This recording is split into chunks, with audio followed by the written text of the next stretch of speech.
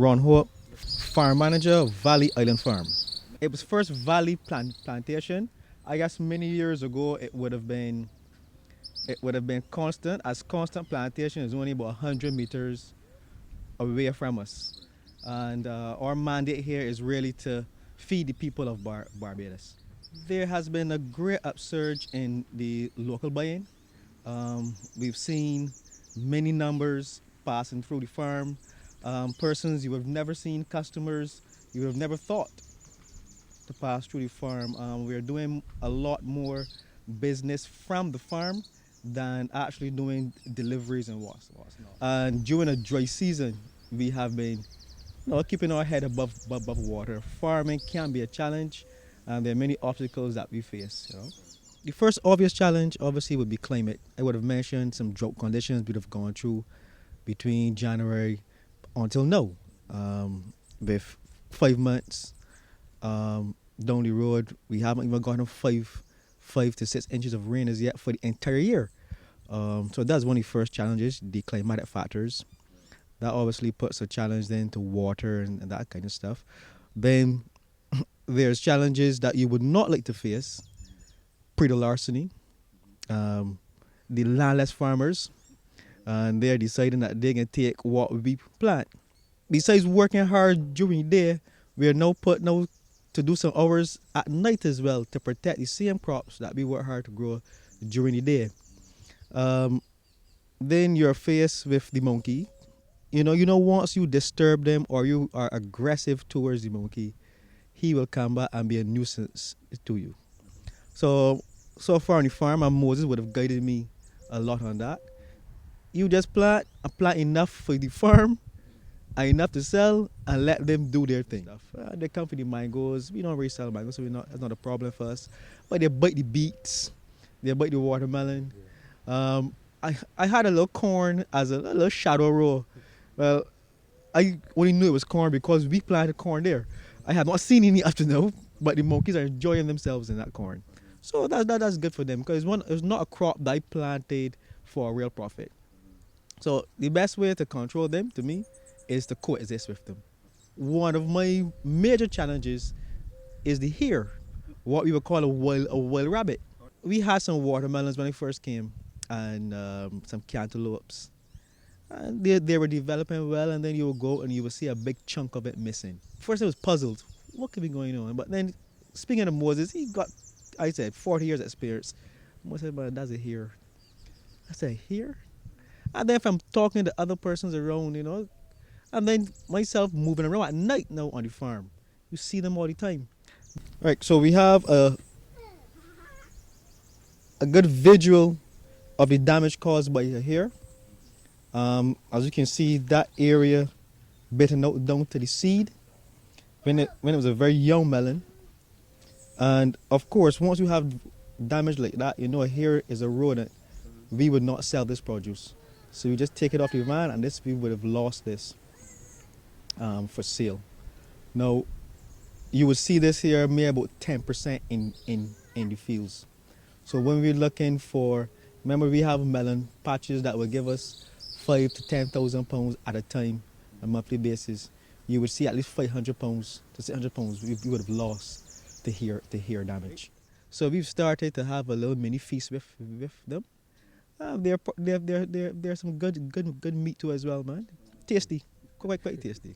Moses Jean-Baptiste, tractor operator. Like this around 39 years now. Yeah, I would like to advise anybody, in fact, who is interested in farming. It's hard work for sure, but in the end of the day, it pays, And if anybody interested in it, it's a good job. Married, have one son, and I send my son to school, that sort of thing. Help out my wife when she didn't working. Yeah, you have a lot. There are easily some crops that we can reduce imports. By reducing, I mean we could go all the way down into might not even need to import them, right? But we need to obviously build on that, get more farms involved. A crop like carrots is something I believe we can really reduce the imports on carrots. and produce a more nutritious carrot.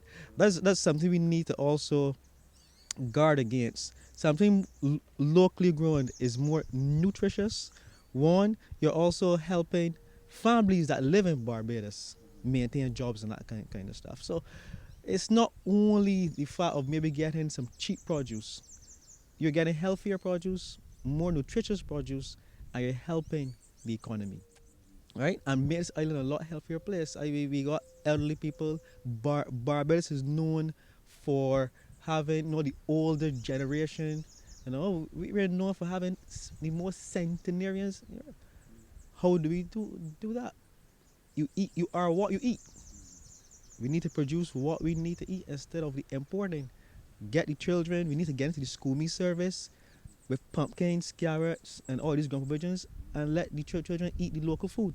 Luckily, luckily, we here in the valley, we seem to be in the smack down in the middle of the island, if I can say, not like St. Thomas, but we're in the basin of the island. Water seems to run from everywhere else in the island and flow beneath us. We have been pumping from a well, and it's working out for us, right? We've the levels look pretty good still, and hopefully we can get some rains now to regenerate that well. There are some more programs that can be put in place. Not to let a cat out the bag, but I'm currently talking to some persons overseas to come in and help us, and let's try to do some more social a degree or what's not in terms of different aspects of farming, because Barbados is a water scarce island, so we got to look at water harvesting and all that kind of stuff. So we need to train more persons to be able to really help themselves. Even we need some smaller training programs, because we're asking you yourself, the home owner, to actually do some farming as well. So we need to find somewhere to actually empower you and train you so you can also help yourself. Firstly, to urge the public of Barbados to really open their eyes, open their hearts towards persons that come out here and toil in the soil. Show that guy some respect, and he's only out there working for you. And I said we need a healthier nation. Obesity, diabetes are all things that are hitting us hard on this island.